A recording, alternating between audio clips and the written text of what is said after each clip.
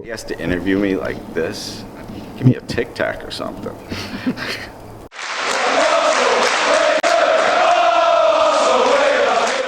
Hi and welcome to AFTV's Lumos here, and this is the Mad Gooner segment where we interview Arsenal fans from all over the world, regular Arsenal fans, and today I'm joined by none other than the man himself, Glenn. The man himself. I'm actually in New York at the moment. I'm on a bit of a holiday, but I've linked up with Glenn. Today we went to watch a game together in the pub, and I thought I gotta get a proper interview with Glenn. So yeah, don't worry, it's not tobacco. Can I show you something what it's like to hang out with Lumos and Jordan, who's on camera right now? I need you to stand up for a second. I'm walking around the city. You got this shot, Jordan? Mm-hmm. I'm walking around the city. Jordan's just as tall as him, with them on either side, and I feel like half of you aren't going to get this joke. The plane.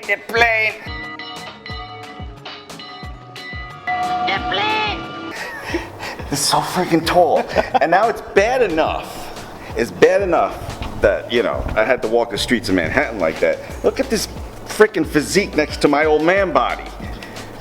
This is just ripe for the comments section.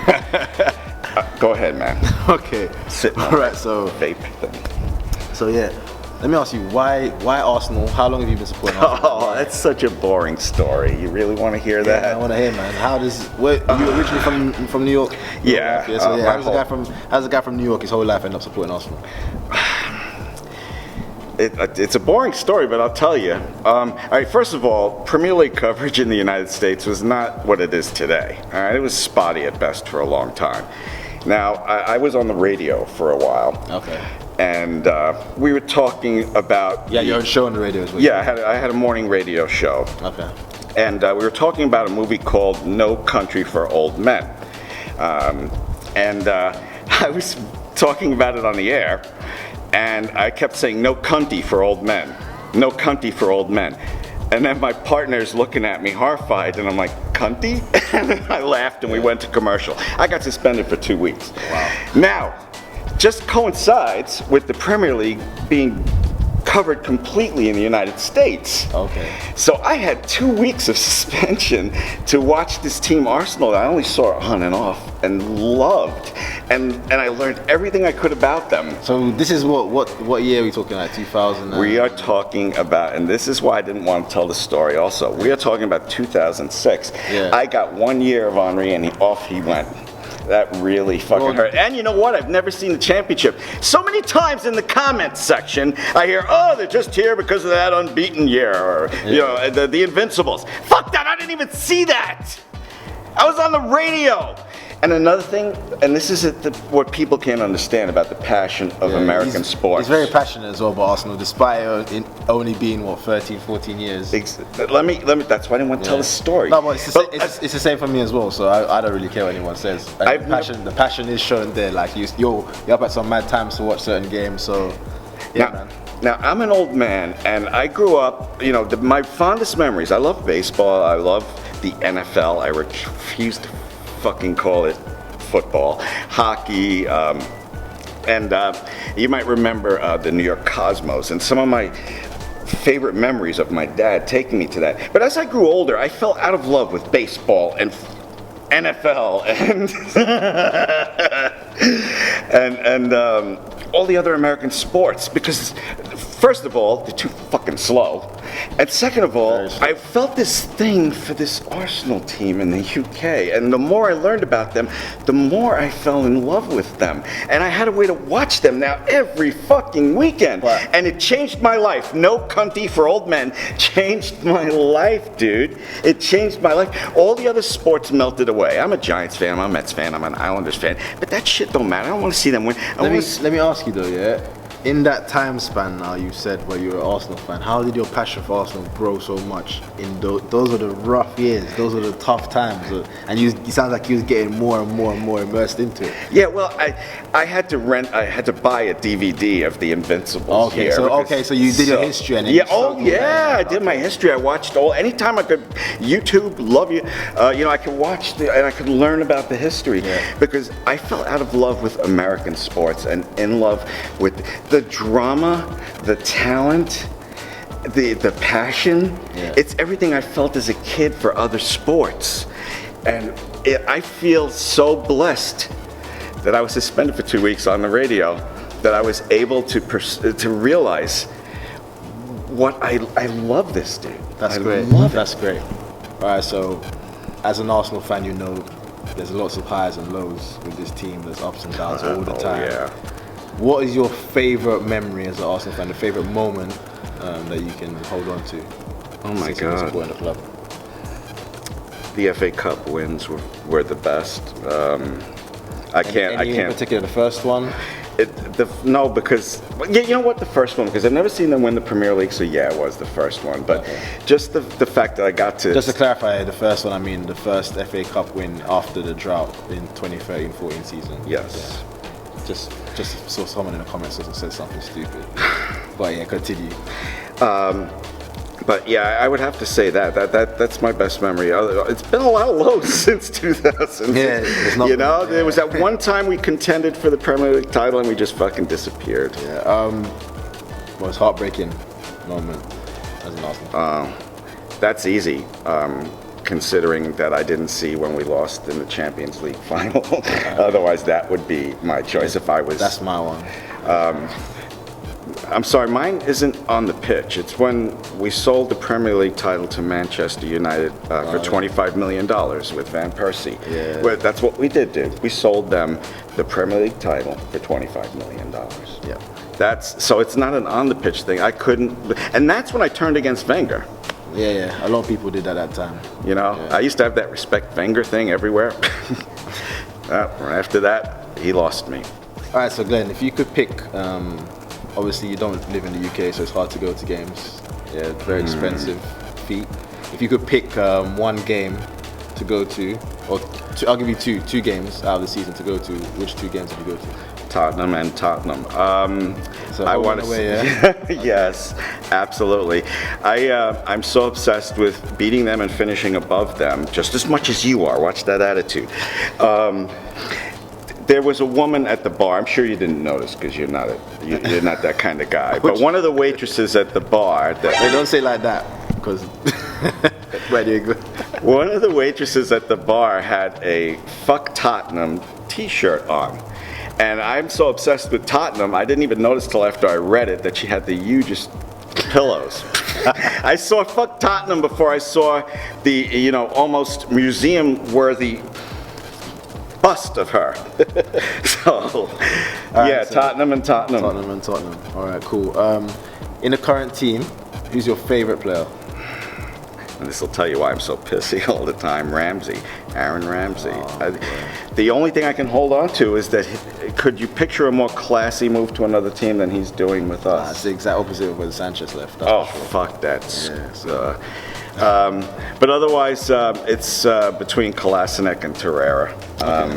Besides Files in the team, and Socrates, man, go mention Socrates. Oh right, I love Socrates. Yeah. But I mean, the thing that makes me crazy, and you're gonna dismiss everything I say after this because you're gonna think I'm crazy. Is besides Kolasinac's parents, I think I'm the only one that thinks he can play defense.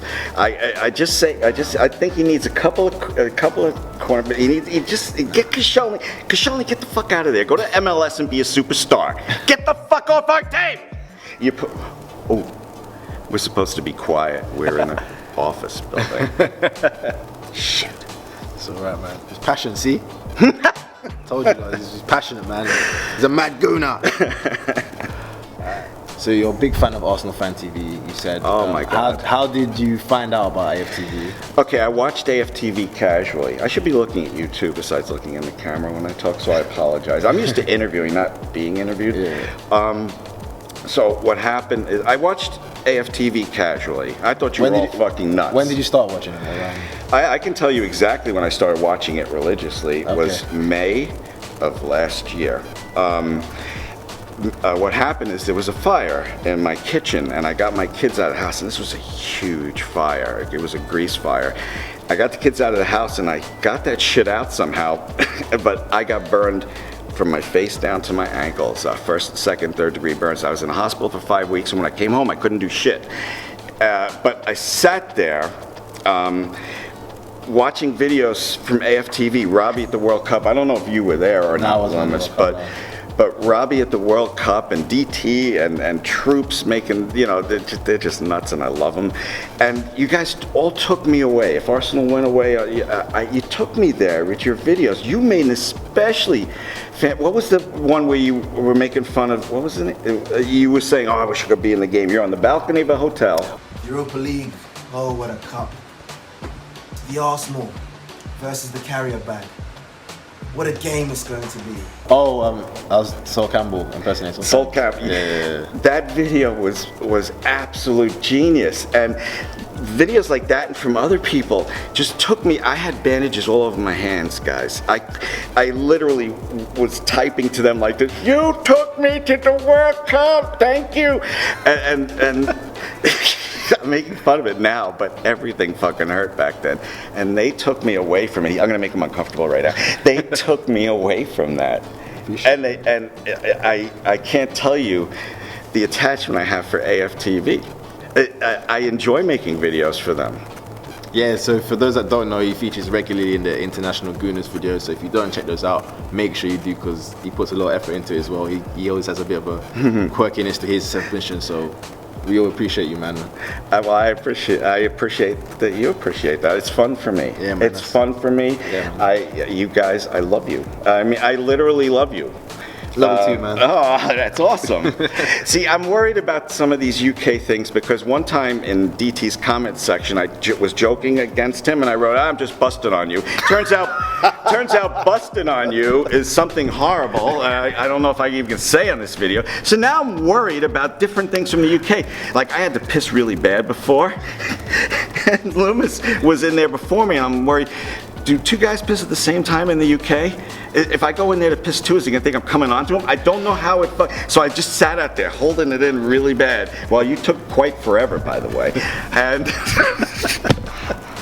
thank God it wasn't a number 2, or you did a courtesy flush or whatever. But anyway, yeah. So that's why I didn't go in the bathroom before, because I didn't know. But I didn't know busting loose. Richard Pryor. That Richard Pryor wasn't coming on anybody. I know you're not gonna use that. Do you know the movie I'm talking about? You must. It's an old movie from the 80s. Probably not, no. Busted Loose. All right, so it would have a different meaning now, but hey, at least that part will be easy to edit. So let me ask, on AFTV, who's your favorite fan cam to watch? Oh my gosh, they're all so good.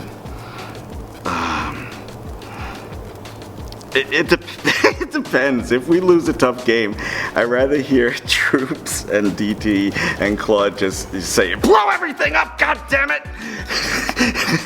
But after a win, I really like Graham and Turkish and Mo and, oh, what's the other guy's name? I can't remember his name.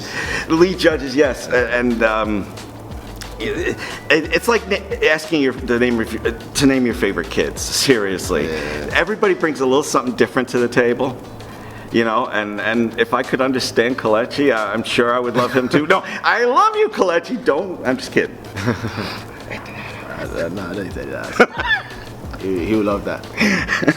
All right. So let me go back to Arsenal now. This season, how do you see our chances faring?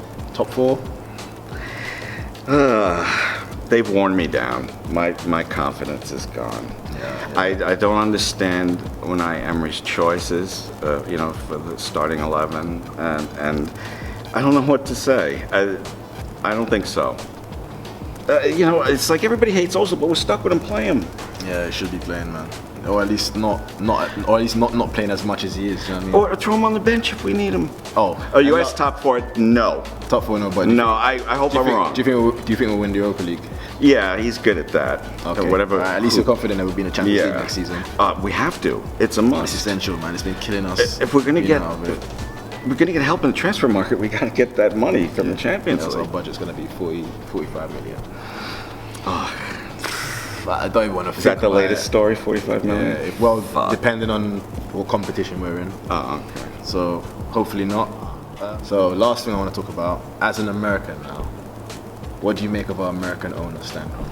Oh, what a fucking tool he is. Am I allowed to say? Yeah, man, say what you want to say. He's such an asshole. He's the typical billionaire. Please don't think all Americans are like him.